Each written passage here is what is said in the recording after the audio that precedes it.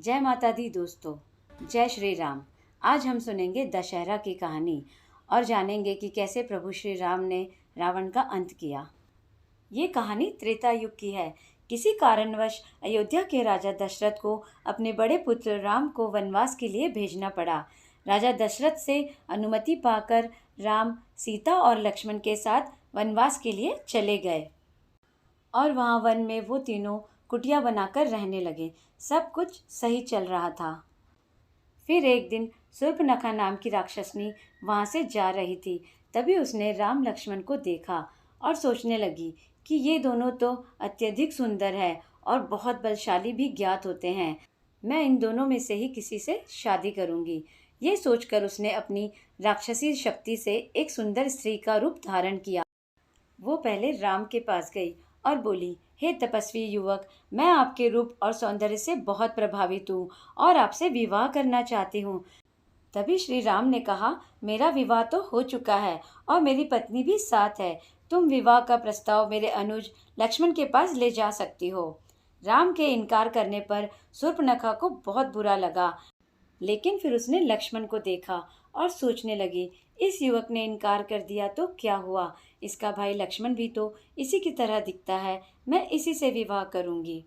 ये सोचकर वो लक्ष्मण के पास गई और कहने लगी, हे तपस्वी युवक, मैं आपके सौंदर्य से बहुत प्रभावित हूँ और आपसे विवाह करना चाहती हूँ।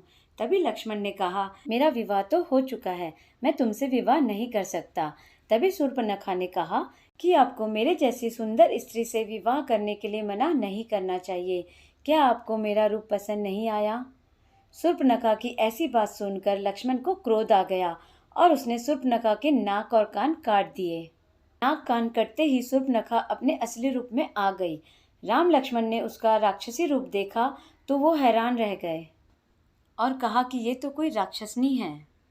शूर्पणखा वहाँ से रोती हुई चली गई और सीधे अपने भाई लंका के राजा रावण के पास पहुंची और कहा, भैया रावण, देखिए आपकी बहन शूर्पणखा के साथ क्या हुआ। रावण ने कहा, शूर्पणखा, तुम्हारा ये हाल किसने किया? तब शूर्पणखा ने कहा कि वन में दो भाई राम और लक्ष्मण रहते हैं, उसी में से एक ने मेरे नाक और कान काटे हैं।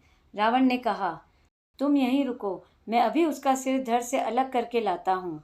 शूर्पणखा ने कहा, नहीं भैया, उन्होंने एक स्त्री का अपमान किया है, इसलिए इसका प्रतिशोध भी आपको ऐसे ही लेना होगा।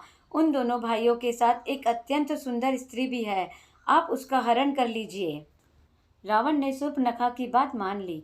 वो एक मायावी राक्षस मारीच के पास गया और कहा कि मैं राम की पत्नी सीता का हरण करना चाहता हूँ और मुझे तुम्हारी सहायता चाहिए। मारीच को रावण की सहायता करनी पड़ी। वो दोनों वन पहुंचे और रावण की तरकीब के अनुसार मारीच ने एक सोने के हिरण का रूप बनाया और वो राम की कुटिया के आसपास टहलने लगा। जल्द ही सीता की नज़र उस हिरण पर पड़ी और सीता ने कहा, हे स्वामी, मुझे वो सोने का हिरण चाहिए। तभी श्री राम ने कहा, ठीक है, मैं तुम्हारे लिए अभी लेकर आता हूँ। तभी श्री राम धनुष लेकर उस हिरण के तरफ चल दिए। भागते भागते बहुत देर हो गई, लेकिन वो हिरण श्री राम के हाथ में नहीं आ रहा था। तभी श्री राम ने धनुष से बाण चलाया और बाण हिरण को जाकर लग गया। बाण लगते ही मारीच अपने असली रूप में आ गया और आवाज बदलकर श्री राम की आवाज में चीखने लगा। तभी सीता कहती है कि लक्ष्मण, लगता है तुम्हारे भैया किसी संकट में हैं, तुम जल्दी जाओ। लक्ष्मण जानते थे कि ये राक्षसों की चाल है, लेकिन वो माता सीता को मना नहीं कर पाए, इसलिए उन्होंने कुटिया के बाहर बाण से लक्ष्मण रेखा बनाई और सीता से बोले कि माता, जो भी हो, आप इस लक्ष्मण रेखा से बाहर मत आना। और वो आवाज की दिशा की तरफ चल दिए। लक्ष्मण के जाते ही रावण वहां आया और तपस्वी का रूप धारण कर लिया और सीता की कुटिया पर पहुंचा और भिक्षा मांगने लगा। रावण भिक्षा लेने के लिए आगे बढ़ा। तभी उसने लक्ष्मण रेखा को देखा और सीता से कहा, यदि भिक्षा देना है तो बाहर आओ, नहीं तो ये तपस्वी बिना भिक्षा ग्रहण किए ही तुम्हारे द्वार से लौट जाएगा। सीता किसी तपस्वी को खाली हाथ नहीं जाने दे सकती थी, इसलिए वो रेखा से बाहर आई। उनके ऐसा करते ही रावण ने उन्हें पकड़ लिया और अपने असली रूप में आ गया और कहा, मैं कोई तपस्वी नहीं, मैं लंका का राजा रावण हूँ। और रावण सीता का हरण कर उन्हें लंका ले गया। जब राम और लक्ष्मण को सीता के हरण का पता चला तो उन्होंने सीता की खोज आरंभ कर दी। खोज करते करते उनकी मित्रता हनुमान, सुग्रीव, जाम्रवण और विभीषण जैसे महान वीर योद्धाओं से हुई। और जब उन्हें यह ज्ञात हुआ कि रावण सीता को हरण कर लंका ले गया है तो उन्होंने वानर सेना के साथ लंका में चढ़ाई कर दी। वहां पहुंचकर पहले श्री राम ने कुंभकर्ण को मारा, फिर लक्ष्मण ने मेघनाद का भी वध कर दिया और अंत में रावण और राम का युद्ध आरंभ हुआ।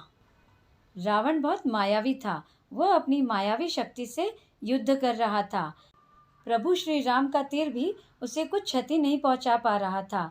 यहाँ तक कि राम ने रावण का सिर धड़ से अलग कर दिया, किंतु ऐसा करते ही अगले ही क्षण उसका एक नया सिर आ जाता था। तभी विभीषण वहां आए और श्री राम से कहा, प्रभु आप रावण की नाभि में वार कीजिए, तभी रावण का वध होगा। राम समझ गए। तभी उन्होंने धनुष पर बाण चढ़ाकर रावण की तरफ छोड़ दिया। बाण रावण की नाभि पर जा लगा और रावण कर्राते हुए धरती पर जा गिरा। इस तरह प्रभु श्री राम ने रावण का वध किया और सीता को लंका से छुड़वा लिया। अश्विन मास के शुक्ल पक्ष की दशमी तिथि को प्रभु श्री राम ने रावण का वध किया था। इसलिए विजयदशमी को दशहरा या दसई के नाम से भी जाना जाता है।